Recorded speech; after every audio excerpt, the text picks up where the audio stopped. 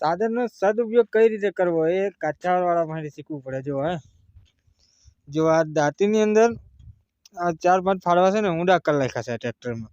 હું લેવા આ કટિંગ કરવા. જો આ કેટલા કાંટા પડ્યા છે. જો કાં મજૂર કર્યા હોત ને તો 4-5 દિવસ લાગી જાય આની મેં આ બધું સાફ કરવામાં. અને આ ટ્રેક્ટરથી જો કેટલી વાર લાગે તમને મેં બતાવું.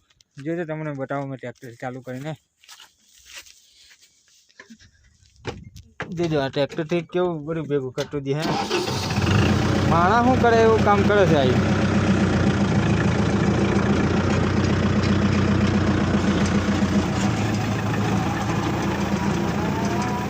જો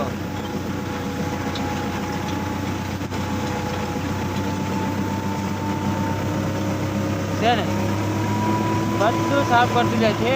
પેલા હેડે લગન લીધી છે. જો આપણે બધું સાફ કરતું આવે છે કે નહીં. એક કાંટો બી નહીં દેખાતો. જો એટલે આ રીતનું કામ કરે મસ્તીનું. 5-6 દિવસનું કામ છે ને ખાલી એક જ દિવસમાં પૂરું કરી નાખે કાઠિયાવાડવાળા. જો તમે આ દહીંની સેટ કઈ જઈ જો આમની કૂટીને કોઈ ના પકે.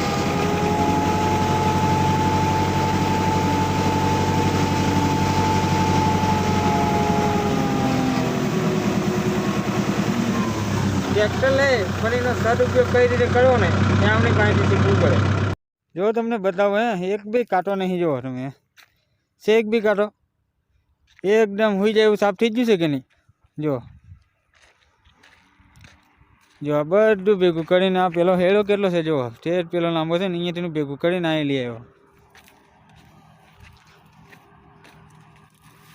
જો બધું ભેગું થઈ ગયું ને એટલે આમની બુદ્ધિ જ કે અલગ કામ કરે એમ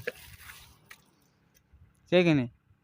હમણાં પેલું ટ્રેક્ટર આવે છે હવે મેં અહીંથી બદલે ઠેઠ બધા કાંટા વાળીએ જતા રહે. વાળીએ જઈને હણગાવી લે. જો બીજું ટ્રેક્ટર આવે છે તમને હું બતાવું. જો પેલું ટ્રેક્ટર આવ્યું છે તમને મેં બતાવું કઈ રીતે ભરે છે.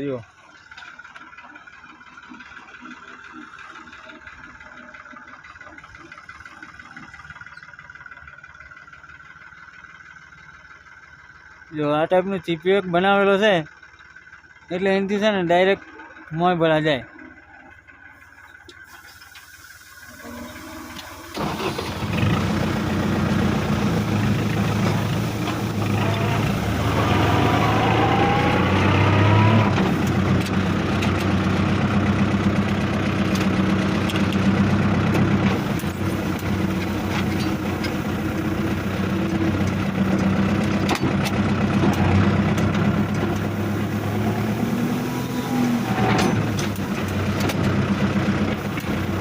છે ને મસ્ત એનું કામ.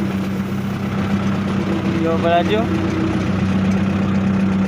હવે અહીંથી આ જતું રહે વાળ્યો ડાયરેક્ટ. જો જતું રહે ને પેલું કહેવાય છે ને ટેકનોલોજી. આ ટેકનોલોજી છે કાઠિયાવાડની. ઓછા કરશે વધારે કામ.